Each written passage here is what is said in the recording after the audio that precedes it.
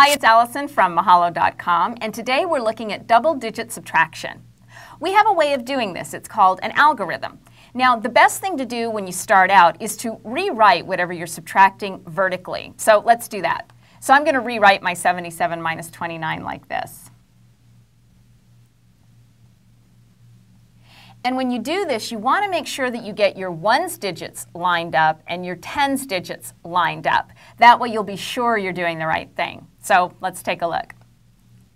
Now first let's just look at the ones column. It looks like I'm doing 7 minus 9.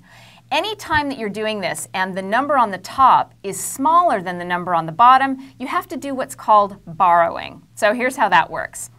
I'm going to actually borrow 10 from my tens column and put it over here. So instead of 7, I'm going to take 1 away from that and call it 6.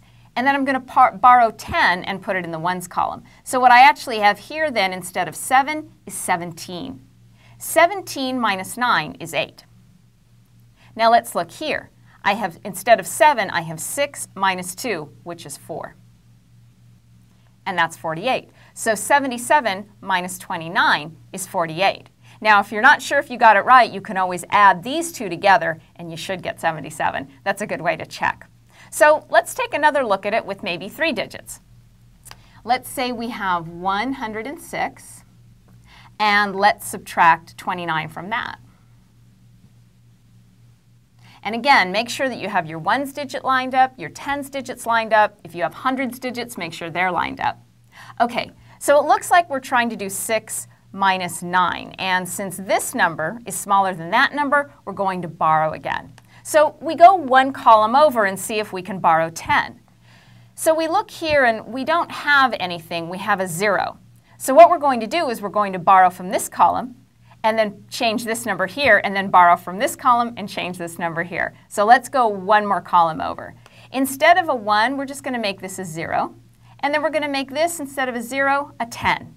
Now, I really am trying to borrow into my ones column. So now I've got 10 in my tens column. Let's borrow. So I'm going to take 1 away from it. So instead of 10, this becomes a 9. And instead of a 6, that becomes a 16. So now let's subtract. 16 minus 9 is 7. 9 minus 2 is 7. So 106 minus 29 is actually 77. I know it looks a little messy, but it's actually really quite simple. Anytime this number is greater than the number below it, you just borrow 10 over from one column to the right. And if you don't have anything there, you go one column to the right and you borrow again. It takes a little practice, but don't worry, it's actually really easy. And that's how you do double-digit subtraction. Thanks for learning with me today. If you want to know more about any of the topics we discussed, click on the links. And if you liked our videos, please subscribe to our channel. If you have any specific requests, please send them to requests@mahalo.com. I'll see you next time.